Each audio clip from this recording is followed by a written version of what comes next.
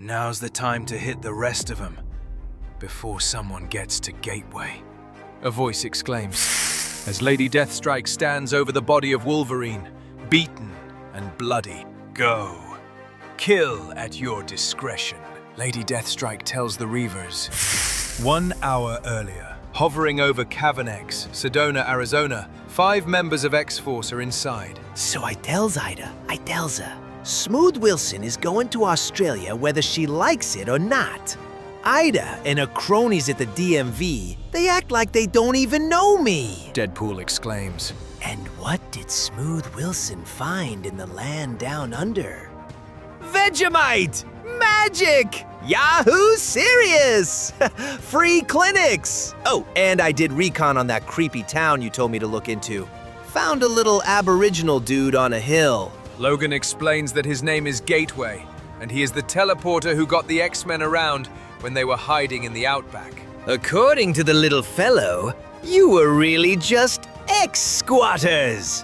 The base belonged to a jerk cyborg gang called the Reavers. Deadpool points out. Chumps gave us some bad trouble, Wolverine remarks, to which Deadpool declares that the way he heard it, the Reavers nearly annihilated their squatting X-asses. Betsy Braddock explains that their means of escape led to her being reprogrammed and turned into a hand ninja assassin for a time. These men almost cost me all I was, Wade. An image of Lady Deathstrike appears on a monitor behind Deadpool, who informs Betsy that she is about to have her shot at payback. And here's a tidbit to get your Wolverine percolating. They're with Lady Deathstrike. Deadpool adds that according to Gateway, the Reavers are planning an attack on Utopia, and Gateway told him to bring help. He said to bring some of my mean friends. Deadpool explains. He wants us to know this is do or die. No soft options on this caper. Logan exclaims, adding that the Reavers are tough, so if they surprise them and hit them hard, then they can drop them.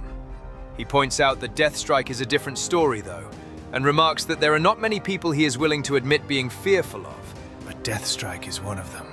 He declares that Yuriko Oyama is a cybergenetic high ninja with adamantium-dipped bones and talons, who blames him for spreading her father's adamantium bonding secrets, and figures that by killing him, she will restore her family's honor. An image of the Reavers appears on the monitor behind Logan, who announces that Cole, Macon, and Reese are former Hellfire commandos, and that he diced them up good back in the day, until Donald Pierce put them back together. While Bonebreaker, Skullbuster, and Pretty Boy are original Reavers, bad customers with big love for mutant corpses. Betsy ain't kidding. These ding-dongs came about as close to eradicating the X-Men as anyone ever has. Logan adds, while Deadpool declares that a little "how's your father sword to cyborg" style sounds like a wonderful party time afternoon delight. Warren Worthington III declares that they need to be absolutely certain to learn the details of the Reavers' plot before killing them. Once we've put the kibosh on their scheme, kill at will, Wolverine announces. Fantomex inquires as to whether he should expect any on-site deliberation from Miss Braddock, any last-second change of heart, and remarks that if so, now would be the perfect time to reveal any cyborg sympathies. Betsy is annoyed and frowns before striding away. Wolverine catches up to her and remarks that he knows Betsy has mixed feelings about Fantomex pulling the trigger on the Apocalypse Kid, but now is not the time. You gotta compartmentalize it. Keep it out of the work at hand. Wolverine tells his friend, but Betsy replies that Jean-Philippe is not her concern, that Fantomex is transparent. I don't have to live with the consequences of his actions, Betsy points out. Betsy gazes out the window and hugs herself as she explains that it is the Reavers and the memory of what they did to the X-Men. Wolverine tells Betsy that he knows and reminds her that the Reavers crucified him. Things like that leave a lasting impression. Figures, it earns them what we got to give. Yes? But Betsy explains that it is not the morality of the mission that frightens her, but her elation at the opportunity to repay those devils. If you're feeling happy about killing, well, you're right to be frightened by that. Wolverine remarks, adding that this is work, not revenge, that there is no place for elation. As long as the end result is killing them. What's the problem? Logan turns away from Psylocke and tells her that the problem comes when you start to enjoy the killing. Meanwhile, at Cooterman's Creek, in north-central Australia, the Reavers are drinking beer inside a bar. "What do you call 200 mutants at the bottom of the bay?" one of them asks. "A good start!" he exclaims. Another of the Reavers laughs and remarks that Gateway is going to send them to that muty island, Utopia, and they will send it right to hell. "Wipe the muty freaks off the face of the planet and take their Bay Area real estate. That's what my old man would call a win-win," another declares. "Boss lady expects us to do it right. Clean. Nothing traceable," the first points out, while another Reaver demands another pint of beer. Skullbuster tells his teammates that Lady Deathstrike does not need to worry about reprisal, as no one gives a rat's ass about the muties. "Hell, we should televise it as we sign their corpses with urine," he suggests, boasting that the entire world would be throwing the Reavers a parade. Adoration is not the goal, Skullbuster. Humiliation of Wolverine is. Deathstrike declares as she enters the pub. Deathstrike looks at a photo of Wolverine on the wall and remarks that overreaching has been their failing for too long, and that it is entirely possible that there is no killing Wolverine, that he is a cockroach. So to continue to do the same thing expecting different results is insanity. Deathstrike declares that they will focus their attention on the mutant population, striving for a mass casualty scenario, though she expects Wolverine to survive. One of the Reavers asks if they are going through all of this just to irritate Wolverine a little bit, to which Deathstrike announces that Wolverine is a failed samurai, that he could never meet the standards required of him, yet is forever striving to. Paramount to him, above all else, is honor. She smirks as she holds up a gun, aims it at the photo of Logan, and fires it. To kill a man in search of honor, do not aim for his head. Aim for his heart. Deathstrike exclaims as the gun releases some sort of grappling rope. "Speaking of heart, gotta go drain mine," Skullbuster remarks. Another of the Reavers exclaims, "Prepare Gateway. We leave on the hour. No good mixing the volatile components we got strapped on you with rowdy drunks. Hate for the mission to end prematurely."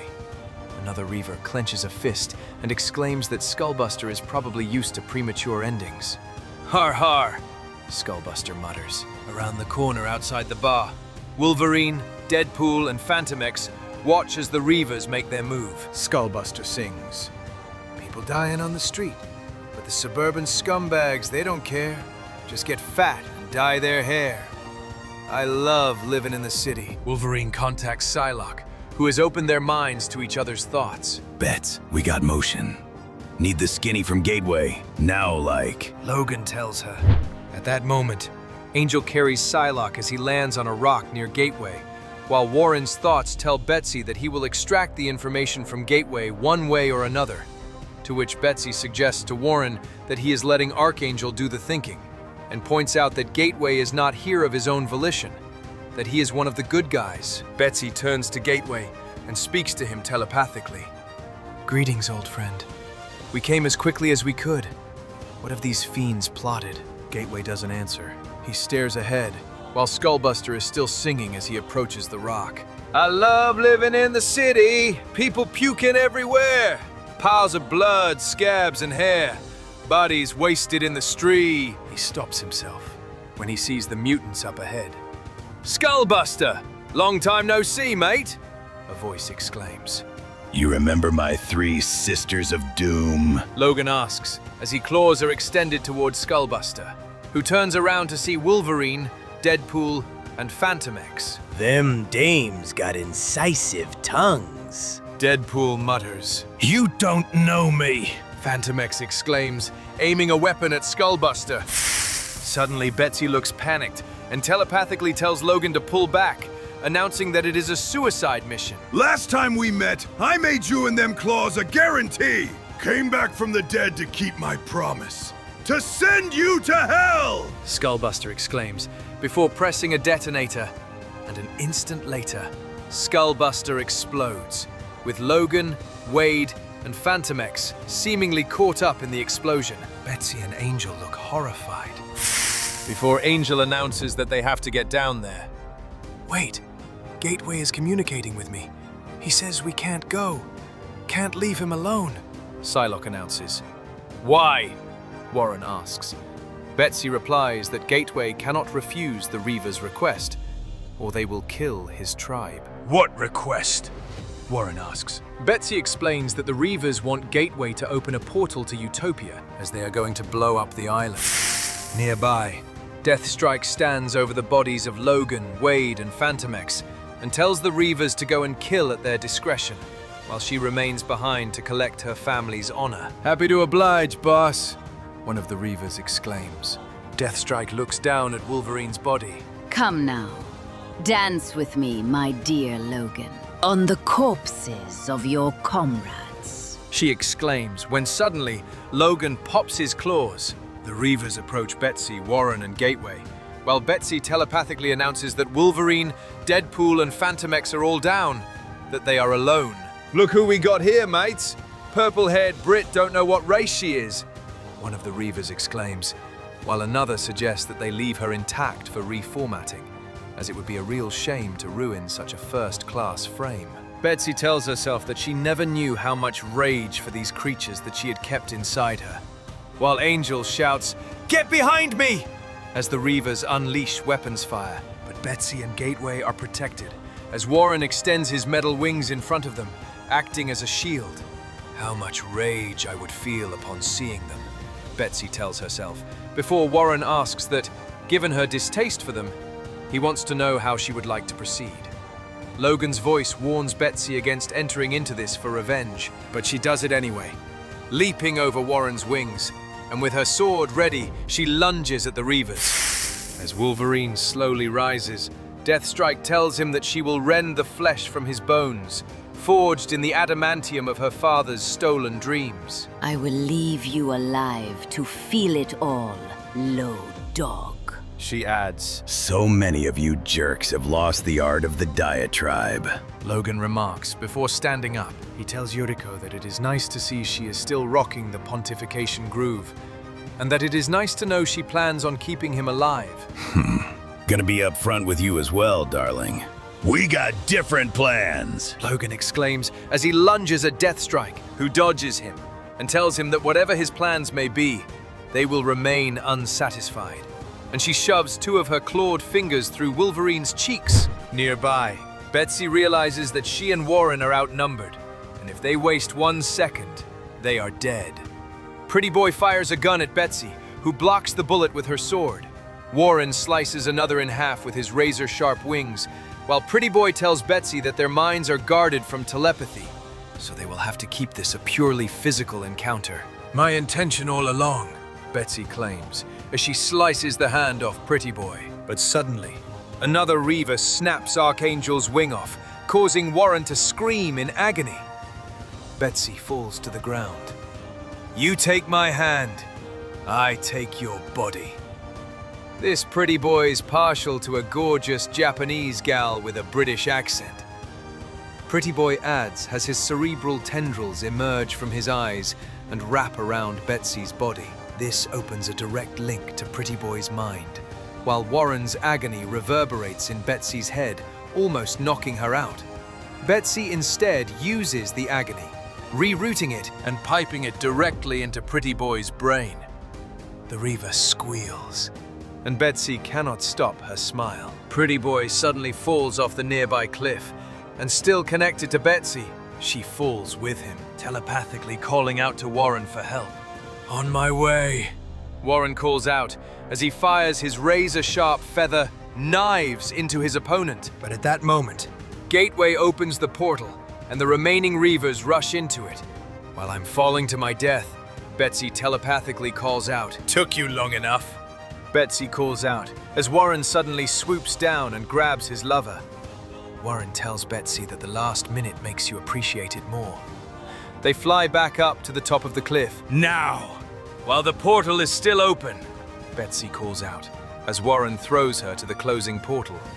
But Betsy knows that in 2 seconds, she will be in the middle of Utopia, wearing an X-Force uniform. Très faux pas, she tells herself. Deathstrike throws Wolverine against a building after what felt like 30 seconds inside a tornado of kitchen knives. There is a single incision across Logan's eyes and into his nose. He cannot see and cannot smell. Deathstrike is working on him like a surgeon. The villainess lunges at him, but Wolverine holds her back. Except a claw goes through his throat, so he cannot talk anymore. Logan's left eye grows back in time to see what is next, as Deathstrike punctures both of his lungs, making it impossible for him to breathe. He decides that Deathstrike is tussling with him down to an art. But Logan suddenly smashes Deathstrike in the face with his foot. Only Deathstrike doesn't even flinch. She doesn't feel pain. She is more machine than woman. Logan grabs her and smacks her head against the lantern on the wall, causing it to crack open. With your senses blotted, you fight like a clumsy old man. Deathstrike exclaims as she kicks Logan backwards. But Logan tells Deathstrike that she might need to look into her olfactory components, and looks up at the poster of him against a wall where the taser gun is stuck to. Through all this blood, even I can smell you're doused in kerosene, Logan declares as he fires the gun. The taser clings to Deathstrike, and she erupts in flames, screaming as she runs from Wolverine. Logan realizes that Deathstrike cannot feel it, but knows that some part of her brain remembers what it feels like to burn. He realizes that Deathstrike could have pithed his brain a couple dozen times, but she wants him alive, so he can watch Utopia burn. Could you use a hand in here? Deadpool asks as he enters the bar, still recovering from his injuries. At that moment, on Utopia, the X-Men got eyes everywhere. They'll know we're here, one of the Reavers exclaims as they run down an alley. Another announces that the fusion generator that powers the island is a few clicks down the way. The other suggests they split up, as that is better odds that one of them will make it. Always good serving with you, Reese. See you on the other side, the Reaver exclaims. Reese replies that he hopes the upload works like Deathstrike promised. Inside the control room, Pixie informs Cyclops via radio that the intruders are splitting up, that she has no idea who they are, but they are broadcasting a disruption frequency, shutting down surveillance as they go. Unless I'm wrong, it looks like they're heading towards the fusion generators, Pixie announces. Cyclops replies that they will not allow that, to which Pixie asks if she should sound the alarm. But as Scott Summers races down an alleyway, with Magneto hovering behind him, he tells Pixie that he doesn't want the intruders to know that they are aware of their presence. Magneto and I are on it, he exclaims. Cyclops tells Magneto that he has a visual on the target and announces that it is a Reaver. Wonderful. I do so enjoy deconstructing cyborgs, Magneto replies. Cyclops rounds a corner where one of the Reavers is waiting for him. Reese, it's all on you. I'm cornered. Got a shot at taking Cyclops with me. The Reaver radios to Reese, who replies, Understood. If you got the shot, take it. Good luck, brother. But as Cyclops rounds the corner, he finds that the Reaver's head has been cut off and blood is splattered up the wall. Psylocke is crouched on a ledge above them. Eric, my target's dead. Cyclops reports to Magneto, who replies, Dead? Scott? I didn't think you had it in you. But Scott replies that it wasn't him, that there is a third party involved, someone the system did not detect. Scott tells Magneto to be on guard, just as Reese pops his head out of a window. Plasma rounds, Magnet Man. Hotter than the sun, the Reaver declares as he fires the weapon at Magneto, who stumbles. The Reaver boasts that he is close enough to the reactor to do what he came here for, and to kill Magneto up close. He holds a detonator in one hand, but suddenly, that hand gets sliced off. Betsy stands nearby, blood dripping from her sword, as she tells the Reaver to raise his gun and shoot her. You! The Reaver gasps. Quickly, pull the trigger! Betsy exclaims, smiling, as the Reaver holds his weapon, with his attached hand, to her head. Now, try and move your head, Betsy exclaims, before cutting off the other hand. Call it duty or revenge. It feels good. Psylocke tells herself. An instant later, Cyclops and Magneto arrive on scene to find the decapitated Reaver lying before them. Damn it. Both dead, Cyclops exclaims. I'm fine. Thank you, Magneto remarks, while Scott asks him to go to Australia and see if they are back at their old base. And should I find them? Magneto asks. Bring them to me and Eric. This all stays between us. Scott warns Magneto, who replies, naturally. Back in Australia, Betsy steps through Gateway's portal. Betsy, did you? Warren calls out. They are gone, Psylocke replies, assuring Warren that she masked herself from detection, that no one saw her. But they did find the Reaver's remains. If I know Scott Summers, the X-Men will be here soon, Betsy points out, before Warren takes her in his arms. My God, Warren, what is happening to me? I took such pleasure in their killings, Betsy exclaims. After what they did to you, Betsy, how could you not? Warren asks. Once upon a time, I would have taken a higher road. Was it so long ago? Betsy asks. Nearby, Deathstrike leans against a console with computer equipment and tells herself that she must upload her consciousness before this frame expires. Come on, Yuriko. Let's put a pin in this. Wolverine exclaims as he enters the lab. We have only begun our next stage, Logan-san. Deathstrike calls out as she pushes a device against her hand, and she glows a greenish yellow as she shouts. You stand before a new dawn! You cannot stop what comes next. For you and your X-Men, there is no tomorrow. Deathstrike's smoldering body then collapses at Wolverine's feet. Soon, Archangel flies Fantomex and Deadpool back inside EVA, while Wolverine and Betsy look at each other. Both are silent, until Wolverine points out that Betsy doesn't look elated anymore. An instant later, EVA takes to the sky as X-Force leave Australia.